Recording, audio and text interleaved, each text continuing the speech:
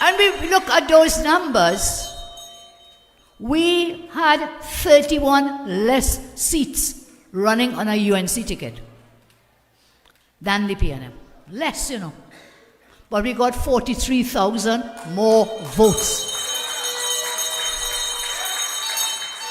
And if the maths is definitely mathsing, the maths is mathsing in the favor of the United National Congress. And when you transpose those results from the local election and you put them into constituencies, I have good news for you tonight if you didn't do it yet. We have crunched the numbers, and the UNC would have won every single marginal seat when we transpose those results. So don't get distracted and fooled. Do not become distracted. We are on the right pathway. We are heading on the road to victory whenever those elections are called. Since that election, we have been very busy. If you have memories, you remember. Your MPs, your senators, the councillors, all of us, we were engaged in widespread budget consultations. You remember that? Everywhere, in every nook and cranny, we held budget consultations to prepare ourselves for the budget debate. We then engaged in 2 weeks long budget debate in the Parliament. We then engaged after the budget debate in the various committees. Remember that? The Standing Finance Committee, another 5 days. So some people, they don't read the news, they don't watch the news, and then they don't know what's happening. So we have to remind you, fresh out of local government elections, straight into the budget debate, straight into the Standing Finance Committee in both the House, and then the debate in the Senate. And when we finished that, what happened? A very beautiful time of the year. We went into Diwali. And everywhere we went for this year, my MPs will support this. We went in our constituencies. I went to some other national events. Everywhere. The lights were out in full force. Everybody just light up the diyas. They light them up. Everywhere. The crowds were huge. People are happy to be there and to see us. And we were very happy to join in the numerous events for Diwali. So where do we go now? We have 2 things coming up. I hope you all will register. We have 2 5K road races coming up. I ask you to please register and come out. MP Arnold Ram is coordinating that, but you can contact any one of your MPs and get yourselves registered for that. Then we have started back these public meetings, starting with Monday night cottage meetings. We are now going to try to reach out to smaller numbers of persons. Instead of trying to have a huge rally as we did for local, we do cottage meetings. And this is the first of our cottage meetings, and we thank MP Narsingh for hosting us here tonight. As Chairman Ryan told us, we will be moving into non-stop work. December 16th, the UNC Christmas dinner, and we can all meet and spend some family time. So once we come out of this season, out of Diwali, we have just finished, where most people celebrated seamlessly and peacefully, we move to celebrate Christmas. This shows you, as I said before, how beautiful a nation we are. Despite some differences along the way, I am proud to say, our law-abiding citizens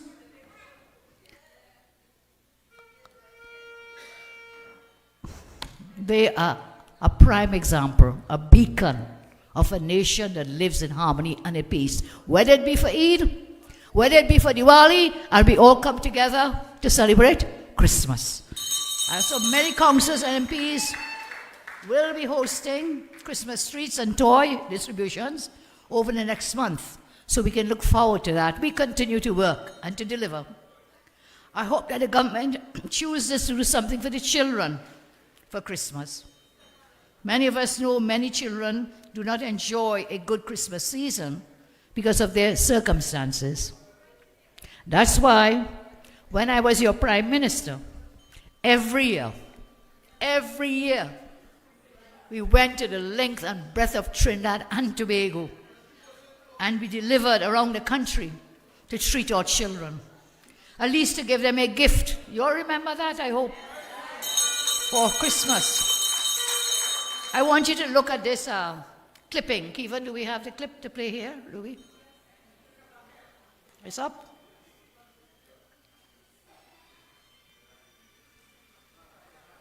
Well, I don't know what's up because I can't see it.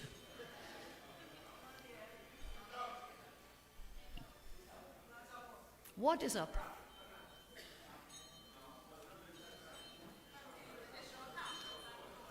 Okay, that's the Trinidad Express, one of the years when we were in government.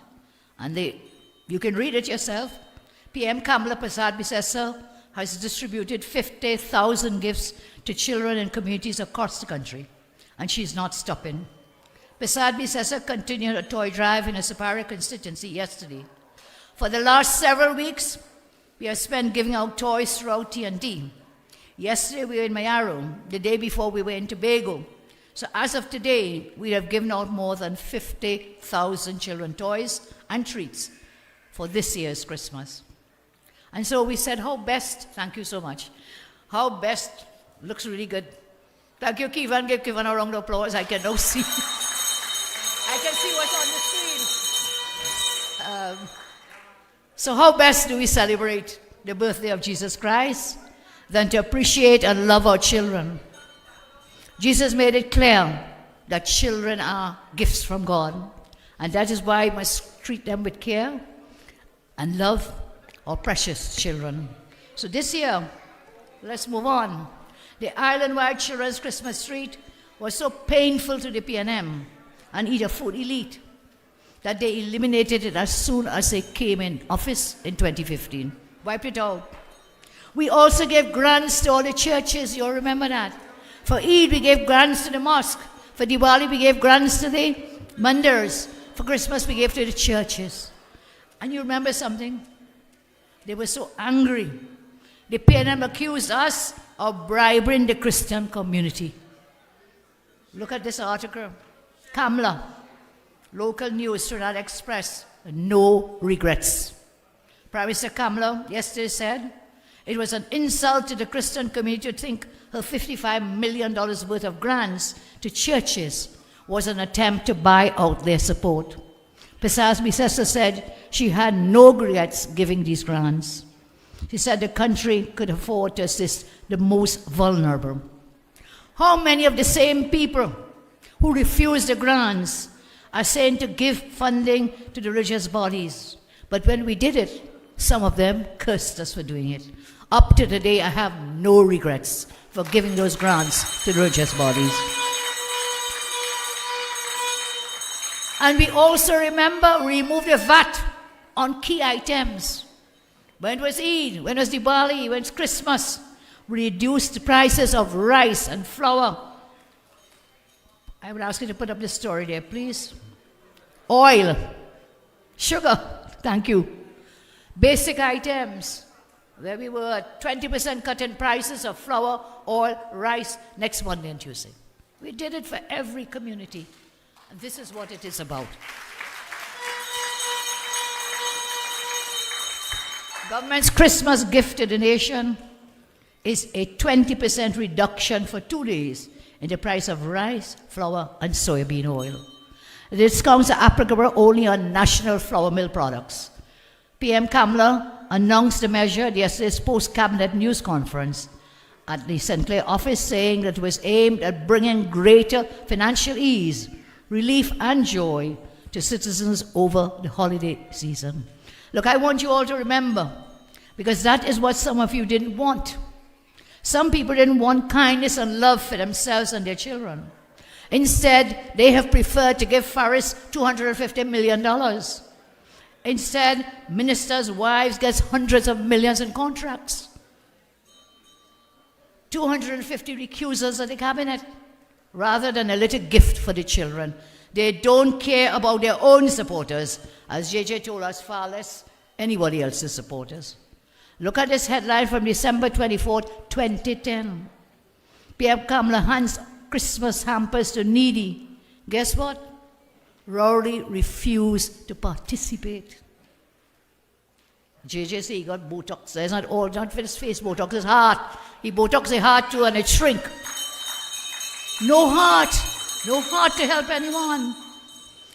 Here's the story. Rowley refuses to participate. PM Kamla handed out Christmas hampers Thursday as she closed off her official duties before heading home to spend the holidays with her immediate family. Program director of the TT Card said 4,100 people would get hampers, with each of the 41 constituencies receiving 100 each. The plan is for each MP to collect the hampers for distribution and pass them on to their constituents. But opposition leader Keith Rowley has instructed members of his parliamentary caucus not to take the hampers, not to take them, which he called an abuse of funds. Not to take them. And I remember some of those same MPs come quietly to us. I said, just give us a hamper, but don't tell nobody, don't take no picture, don't let Rowley know. Because they wanted to help their constituents. They wanted to help people living in the area who were vulnerable, who needed help. And that is what being government is about. That is the behavior and thinking of that man. Egocentric. So let his own constituents suffer. No problem with the 250 recusals, as I mentioned. No problems with giving hampers to the needy. Problems with children's life fund. Problems with scholarships. Problems with everything. Once it is helping people. Once it's helping people who need, they have a problem with that. The cost of living is an all-time high. And many poor families, the elderly and single mothers, are enduring a nutritional crisis, which could lead to an explosion of health problems. I want to give you this assurance. When you return the UNC to government, when you place me back as your Prime Minister, this country will have a Christmas.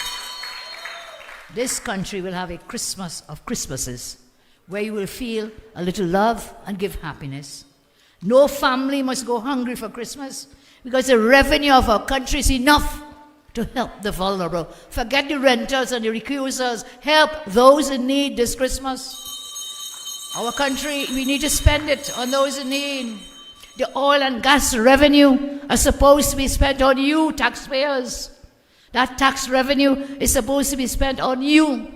And the UNC is a government of love and care for everyone. So friends, they really want our Christmas wish come true. Can we pray for it as well? And while we are praying for that victory, we also have to work very, very hard. We have to work really, really hard. Now, Rudy today coined a word. It comes from the word diabetes, but he says not diabetes, what it is? Libetes. Libetes. So you have LIBOR in the AG, and you have libetes in Rowley.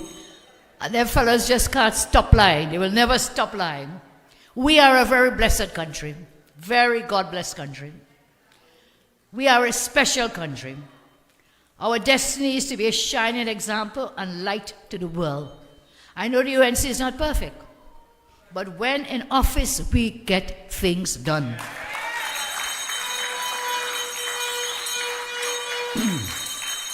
Everyone knows how much is accomplished when we are in government. Think about it just for a minute. Rowley government has no achievement. Everyone has said it tonight, and you know it. No achievement in 8 years. Let's stop talking about 8 years. They are now going into 9 years. The election was September 2015. They are now into their 9th year. And there is nothing to show, and there will be nothing to show. In those times, in these periods, this is what we did in our 5 years. We cut taxes. We increased wages. We created jobs. We gave laptops to all children. What has the PNM given our children? They have legalized marijuana. That's what they did, legalize marijuana. If someone offered you a choice between a laptop or some marijuana for your family, it is clear what you will choose. Who do you think has the best interest of the children of this land and the future of our land? We built the Cougar Children's Hospital. Up today, out of spite and malice, they will not open the hospital. It took a pandemic for them to open it up for the COVID and shut it back down again, still not open. We build bridges. We build the DB UE campus. We control it. They don't like people, boy. Not just children. They just don't like people. They only care about themselves. That's all they care about. That's all they care about. We build roads, bridges, schools. We control inflation. We brought down crime. We protected lives. We secured our borders. We had the highest foreign exchange reserves in our history. We had the highest GDP in our history. We created 55,000 new jobs, and we did not raise a single new tax. Not one tax under the UNC. We must remember these. Our athletes, our sportsmen won the most medals in our history because of our dedication to excellence in sport. And we had a great minister of sport, remember him? Anna Roberts, great minister of sport. We led the world in early childhood education and digital connectivity among school children. We must remember these things. Mulila said we must fight the PNM propaganda with truth. He is right. We have to fight their propaganda. Going into 9 years, the Rowley government has no achievement. I ask again, how can a government have nothing to show going in 9 years in office? $500 billion spent. $500 billion spent, and it's only pain, misery, murder, and slaughter.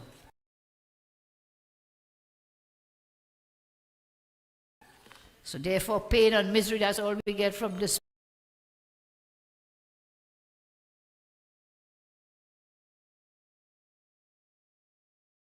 PNM. That is part of the reason why we meet today with TNT and even more pain and misery than when we last spoke with you a few weeks ago. As our national crisis deepens, we now have an absentee government, one that is distant from and uncaring about life-threatening issues of the day. More and more blood is flowing. Unending number of innocent citizens falling victim, brutally murdered, assaulted, robbed in their homes, to and from work or in any public space. Several of you showed the front page of the Express today and spoke of it. The story about a gang. This could be brokering and negotiating with gangs. If you know they are gangmen, why don't you lock them up? Why don't you lock them up? You're handling these bandits with kid gloves. I remember in that parliament, a disgraced Attorney General, Faris, came to the parliament and said, pass this anti-gang law, pass this anti-gang. All the opposition were obstructing. He said, once you pass the law, we know the names of the bandits. We know the names and addresses of the gang members. Don't worry, go and pick up everyone. Have they picked up a single one yet? None. And right now you are brokering and negotiating with the bandits, with the gangs. Man, you want to tell me you know who the gangs are, who the members are. You just talking, making peace with them. What the hell you should be doing is locking them up. Put them behind bars. Put them behind bars.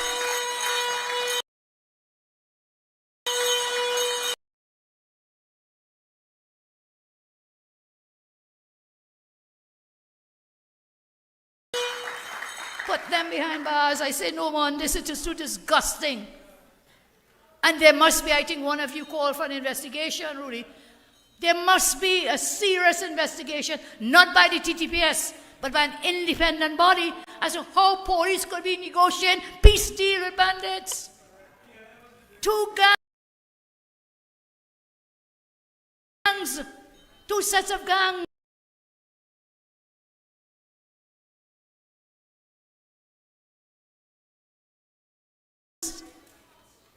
No one has denied the story yet. No one has denied it.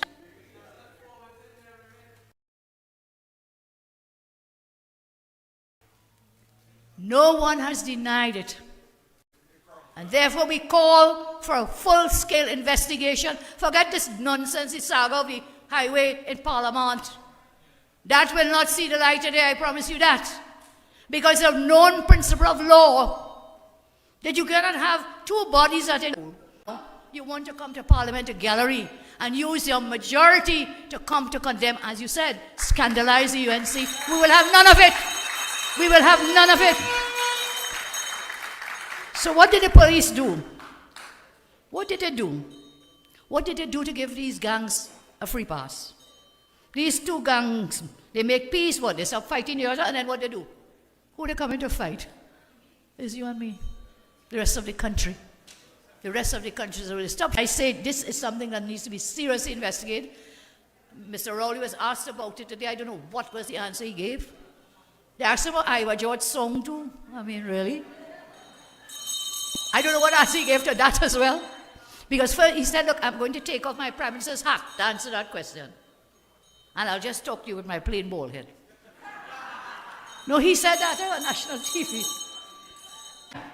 Because government interference is so into them. Is it that members of this government and police service cannot move against the gangs?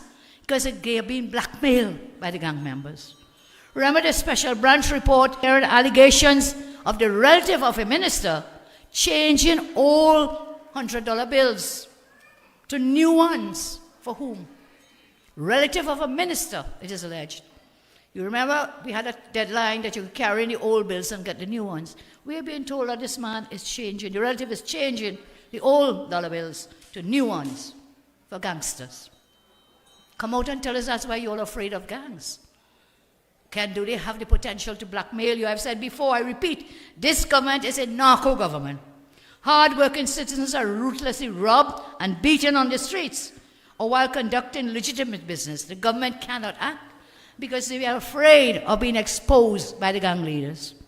Home invasions, a horrible fact of life, with merciless thugs attacking law-abiding citizens who spent decades building their homes, their families, their communities, and the nation, and this government refuses to enable law-abiding citizens to get legal firearms to defend themselves.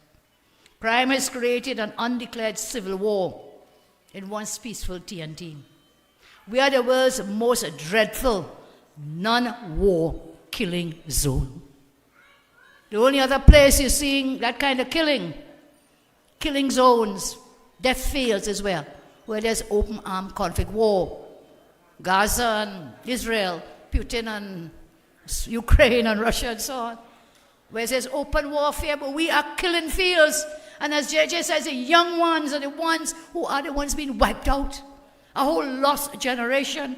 And I want to call on this government, I have this big fat book here. Probably wondering what this is. This was the Ryan report that my government commissioned when we had problems with the crime, when I was Prime Minister. Look at the size of this report. Many of the recommendations we have implemented already. But when they came in, they let go the wheel. They dumped the book. They threw it away in the dustbin. Today they need to pick it back up and look at the recommendations that we can share. So when you come to tell me about crime talk, something like, look, I will meet you anywhere, anytime, any place, any day, Rowley. Anywhere, and I'll even take over the pavement from Rudy too and meet you on the pavement as well. We are not afraid of you. We have the plans, we have the policies, we have the programs, we have a track record. And we brought serious crimes down to the lowest in 30 years, man. So read and learn, listen and learn. And I don't understand why he's so reluctant to come out as the head of government, the head of the National Security Council, to discuss the most deadly thing happening in our country now, crime. Why are you breaks in? Why are you ducking and hiding? Why? Answer us that. And I wrote to you in good faith after I called for these anti-crime talks in April of this year. He refused. You remember that? No way, no. And when the president made a call, and on that same day in Parliament, all of us were there after the sitting, and the media was interviewing. I said, sure, we are willing to meet. If we could save one life, if we could save one person from injured, we will meet. We will find the time and the space and the place. We will meet. And after we all said that, Rowley write me again now. He said, look, this is my team. Set at different conditions from what was previously agreed. First, he had told us, you name 4 and we will name 4. When you write me back now, after I sent all our recommendations, I don't know how many pages, he said, oh God, the letter was too long, first of all. Like the fella can't focus for long now, so he found the letter was too long to read. This is where I had put in all our plans, our policy, some of them for him to see and to come up with an agenda. And then he writes back home, letter too long. I heard him on the TV complain, letter too long. And then he says, listen, you all could send 4 persons. Good, we had agreed. But the government will send how many? 5. See, already lopsided thing. Lopside, flip side, whatever side you want to call it. Just upsided the apple cart and the orange cart too. Okay, 5. Then he said, listen, we will have other stakeholders, but this committee with your 4 people and my 5 people will take a decision whom should be invited as a stakeholder. How is that now? So what you want to create another joint select committee of parliament? And then he says, only legislation. Well, fella, if you want that, let's go to parliament. We'll battle you in the parliament. We'll battle you outside the parliament. But don't fool the country. Do not fool the country into thinking that the opposition is blocking this. We are willing and able. I say it again. We will meet with you. Why you send Limo to meet me? I don't want to meet him. This is a man lied in a court of law in Miami. This is a man who has so many failures. He's disqualified himself. I don't wish to speak to him. What you want me to put my members through that as well? So you send Limo, and he said some of the worst ministers on that committee, boy. The few fellows he sent from his team. I mean, what can they tell us? How can they help us? And on top of that, when we say we want a stakeholder to come.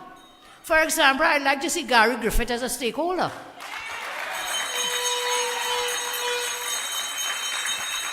Man has experience. He was my national security minister for a while. And then he was your commissioner of police. So what's wrong? But then, no, you change it up. You will have 5, I will have 4. And you'll say, no, we don't want Gary. We don't want you. We don't want you. We don't want you. At the end of the day, it's just going to be a talk shop. A P&M talk shop. We will get absolutely nothing done. So he's now traveling the world where our country is. He's traveling the world, Rowley is. Where we deteriorate in every area, as Munilal and JJ told you, others told you here. And in Darsing, I support your call that Para report must not get sidestepped, lost, moved away. It has to come in and be made public to the people of Trinidad and Tobago. He, together with his lazy gang, they're traipsing across the globe. This lazy leader is living a life of funded taxpayer luxury and so on. Crime is a national emergency, remember he told us that? A public health issue. I think you mentioned it before, my money they spend for the symposium, all these crazy things they're doing, and the crime is just not going away. So we talk about the crime talks. I want to make it very clear. Some media house asked me, and I try my best to answer, whether I felt insulted by Rowley ducking and hiding. I said, I am not insulted. But there are many citizens who feel insulted. I understand he's insecure with many irrational fears. This is not about ego or personal feelings. I believe we should work together for the greater good. They clearly do not want to explain to the country why they are refusing to work with stakeholders or for the Prime Minister to attend. Who am I supposed to speak to? If he doesn't attend, what, ghosts? Because none of them have the authority. None of those members, he said, has any authority to agree to anything. So what's the point? As I say, talk shop again. I don't understand why government would continue to provoke and overwhelm and terrorize population. They're traveling all over the world. They're begging everybody all over the world for help. But they wouldn't meet with our own local stakeholders here to get the help. This is where it is. This is where the problem is. You're going to Canada to beg. Anywhere you go, you're begging. TNT has now become a beggar in the international community. You have embarrassed us everywhere. You don't even know how to put on clothes to go to an official meeting. Go on with a tracksuit or whatever it was. I mean, a meeting of prime ministers, man. At least put on the clothes. If you're not real prime minister, put on the clothing of a real prime minister and make our country proud. You just embarrass us everywhere you go.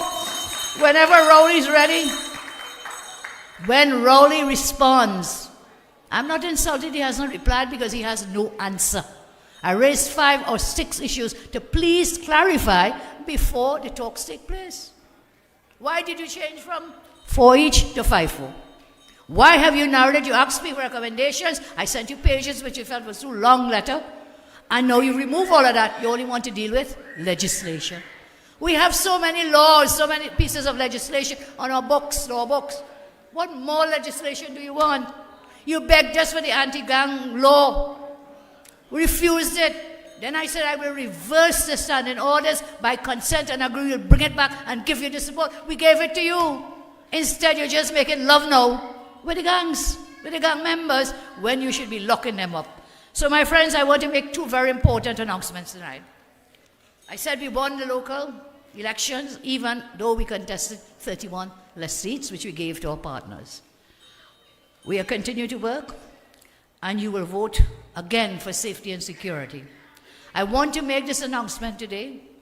We will be holding anti-crime talks in the public domain. Rowley doesn't want to have it. So the UNC will engage. Some will prefer not to have their faces taped and so on, but we'll hold these consultations just like we did for the budget consultations. We will do those anti-crime talks as we vote. The government doesn't want to talk to people. We will, and we must talk to them.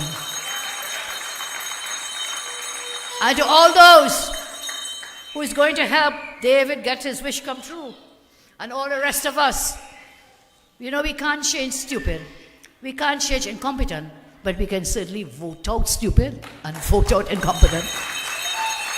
So as we prepare to move into an election year, I serve notice tonight the United National Congress will open nominations for every single general election seat, every single one, all seats. And as some of the guys say, if you're a man or woman, you're free to put your nomination forms in. Those forms will be available at the headquarters and in December. So we are looking for candidates for the general election whenever it's called, but next year, know it is an election year, and we must start off on a strong footing to go forward, to bring back glory, to rescue TNT, to bring back safety and security. May God bless you all, and thank you for coming out tonight. Thank you very much. Good, good, good.